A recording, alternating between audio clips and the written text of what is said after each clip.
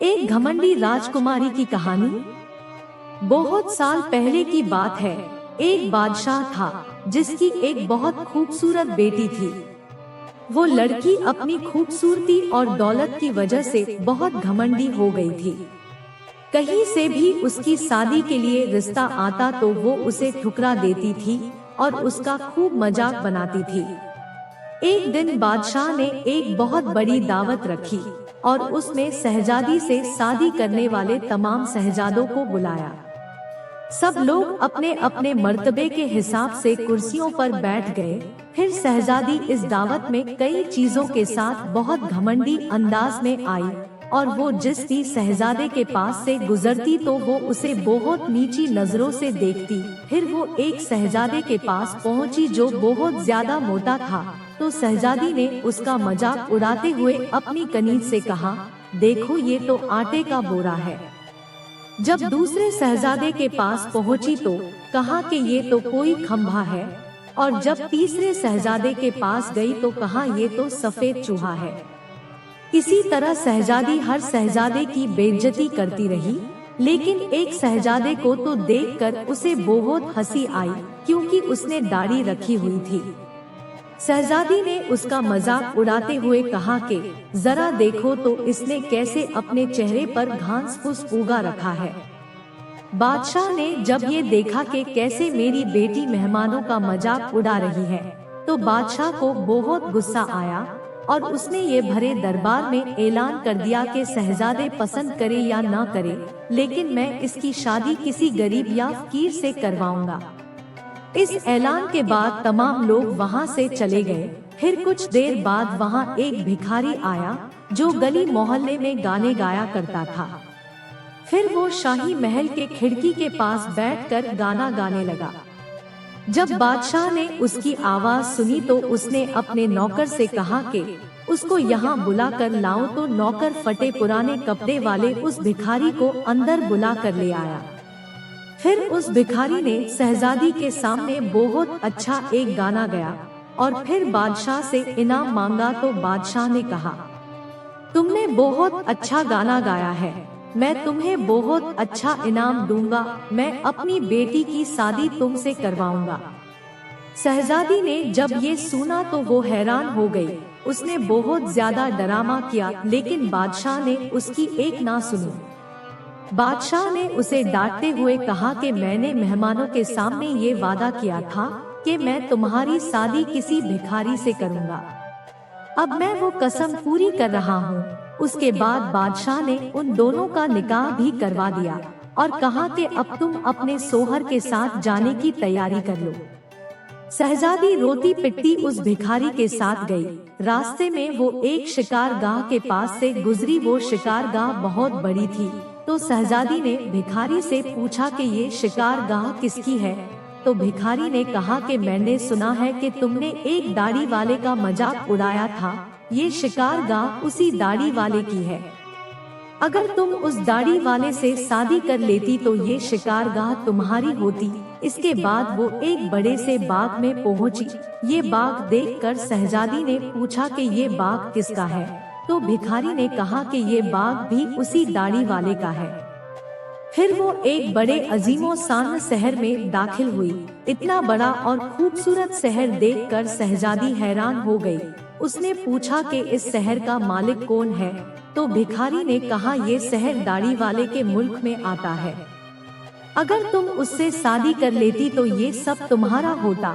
शहजादी ने अफसोस करते हुए कहा कि मैंने बहुत बड़ी गलती कर दी, काश मैं उससे शादी कर लेती। तो भिखारी ने नाराज होते हुए कहा कि मुझे उससे कोई मतलब नहीं, मगर तुम मेरे होते हुए किसी दूसरे मर्द की बातें क्यों कर रही हो? क्या मुझ में कोई कमी है? इसके बाद वो एक छोटी सी झोपड़ी के पास पहुँचे तो शहजादी ने कहा कि कैसी बेकार और छोटी सी झोपड़ी है। तो भिखारी बोला कि ये मेरा घर है और यही वो जगह है जहाँ हमें जिंदगी गुजारनी है। तो शहजादी बोली कि तुम्हारा नौकर कहाँ है? तो भिखारी बोला कि हमें नौकरों से क्या काम, तुम हर काम कर सकती हो। चलो अब तुम आग जलाओ और मेरे लिए खाना बनाओ, मैं बहुत थक चुका हूँ। लेकिन शहजादी को खाना पकाना नहीं आता था, तो भिखारी ने उसकी मदद की। फिर कुछ देर बाद उन्होंने उल्टा सीधा खाना पकाकर खा लिया और सो गए। दूसरे दिन उसे भिखारी ने जगाया और घर का काम करने को कहा। शहजादी पूरा दिन काम करती रही और ऊपर से भिखारी की डांट भी सुनती रही। किसी तरह से उन्होंने कुछ दिन गुजार लिए। एक दिन भिखारी ने कहा कि मैंने जो कुछ कमाया था वो सब अब खत्म हो चुका है, अब कमाने की बारी तुम्हारी है।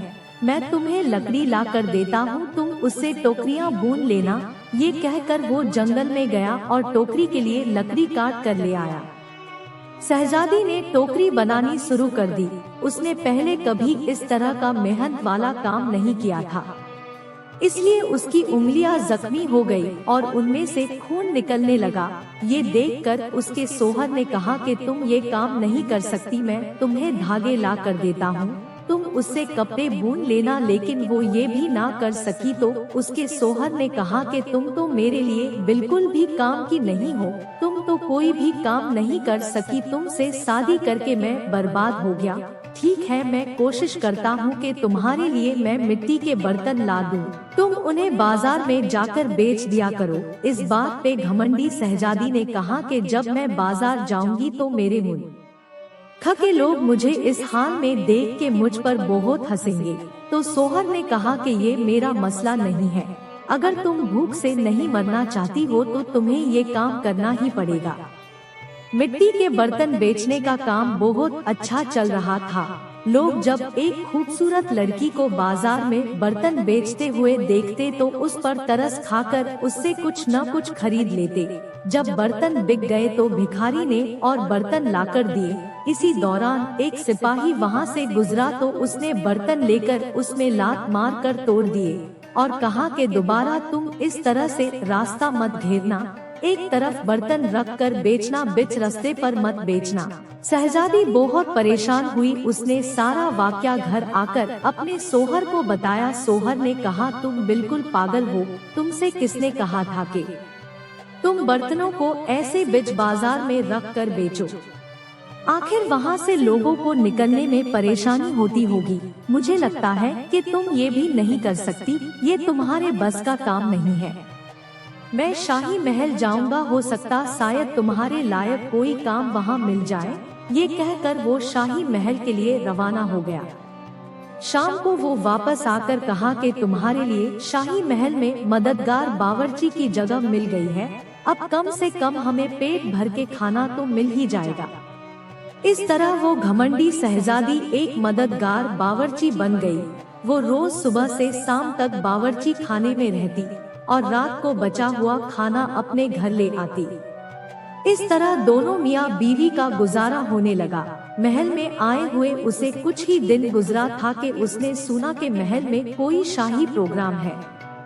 जब मेहमान आने शुरू हुए तो शहजादी बावर्ची खाने की खिड़की से उन्हें देखने लगी।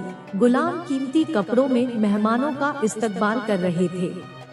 हर तरफ शानो शौकत और धूमधाम नजर आ रही थी, लेकिन शहजादी अपनी किस्मत पर आंसू बहा रही थी और अपने तकब्बुर और बेवकूफी पर पछता रही थी। उसी दौरान वहाँ कुछ कनीजे आई जिन्होंने शहजादी के लजीज खाने दिए। शहजादी ने उस खाने को टोकरी में रख लिए और घर की तरफ चल दी। अभी वो महल के दरवाजे से गुजर ही रही थी कि अचानक बहुत कीमती पोशाक पहने हुए एक आदमी ने उसका रास्ता रोका। शहजादी ने जब उसकी तरफ देखा तो ये वही दाढ़ी वाला बादशाह था जिसका उसने मजाक उड़ाया था। वो खौफ से कांपने लगी। बादशाह उसे लेकर महल में पहुंचा। इतने सारे लोगों को देखकर उसका अपने ऊपर काबू नहीं रहा और घबराहट में उसके हाथ से टोकरी गिर गई और उसमें से खाना निकलकर चारों तरफ बिखर गया। तमाम दरबारी हंसने लगे। शहजादी का उस वक्त हाल ऐसा था कि किसी तरह जमीन फट जाती और वो उसमें समा जाती। उसने झटके से अपना हाथ छुड़ा लिया और भागना चाहती थी। फिर बादशाह ने उसे दोबारा पकड़ लिया और नरमी से बोले कि डरो मत, क्या तुम मुझे नहीं पहचानती हो? मैं वही भिखारी हूँ जो तुम्हारे साथ झोपड़ी में रहता था और मैं वही सिपाही हूँ जिसने तुम्हारे बर्तन तोड़े थे। ये सब कुछ मैंने तुम्हारे लिए इसलिए किया क्योंकि मैं तुम्हें पसंद करता था और तुमसे शादी करना चाहता था। अब तुम्हारे घमंड का इलाज हो चुका है। मैं वही भिखारी हूँ जिसके साथ तुम रहा करती थी। अब तुम्हें अच्छा सबक मिल गया है। पिछली बातों को भूल जाओ और देखो हमारी शादी की तैयारियां हो रही है। उसी वक्त कनीजे आई और उसे अपने साथ ले गई। फिर शहजादी को नहलाकर उसे दुल्हन का लिबास पहनाया गया। फिर जब वो दोबारा वहाँ आई तो देखा कि उसके माँ बाप और तमाम दरबारी वहाँ मौजूद थे। लोगों ने उसे मुबारकबाद दी। उस वक्त शहजादी बिल्कुल बदल गई थी। उसका गुरूर, उसका घमंड सब खत्म हो चुका था। उसने जिंदगी गुजारने का ढंग सीख लिया था। दोस्तों, हालात जैसे भी हों, इंसान को कभी तकब्बुर और घमंड नहीं करना चाहिए। अल्लाह ताला का हमेशा शुक्र अदा करना चाहिए। दोस्तों, अगर वीडियो पसंद आए तो वीडियो को लाइक करें, चैनल को सब्सक्राइब करें और बेल आइकन को ऑल पे सेट कर लें। और वीडियो देखने के लिए आप सभी लोगों का बहुत बहुत शुक्रिया।